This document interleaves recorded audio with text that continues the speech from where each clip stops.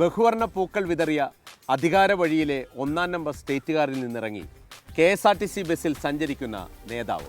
സാധാരണക്കാർക്കൊപ്പം മൈതാന മധ്യത്തിലിരുന്ന് രാഷ്ട്രീയ പ്രസംഗങ്ങൾ കേൾക്കുന്ന പ്രിയ സഖാവ്.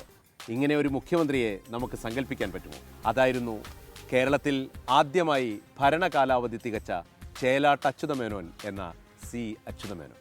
മാധ്യമ കേന്ദ്രീകൃതമല്ലാത്ത നേതൃസിദ്ധിയും ജനകീയ വികസനത്തെക്കുറിച്ചുള്ള ദൂരക്കാഴ്ചയും കൊണ്ട് കേരളത്തെ മുന്നോട്ട് നയിച്ച ഭരണപാടവമാണ് അച്യുതമേനോനെ അവിസ്മരണീയനാക്കുന്നത്. 1967 EMS സർക്കാർ രാജിവെച്ചൊഴിഞ്ഞപ്പോഴാണ് ചേലാട്ട് അച്യുതമേനോൻ മുഖ്യമന്ത്രിയായി എത്തുന്നത്.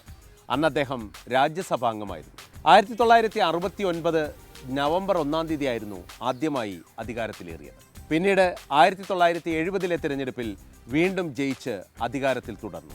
അടിയന്തരാവസ്ഥയെ തുടർന്ന് ആ ഭരണം 1977 വരെ നീണ്ടു. അങ്ങനെ കേരളത്തിൽ ഏറ്റവും കൂടുതൽ കാലം തുടർച്ചയായി ഭരിച്ച മുഖ്യമന്ത്രി എന്ന ബഹുമതി അച്യുതമേനോൻ സ്വന്തമാക്കി.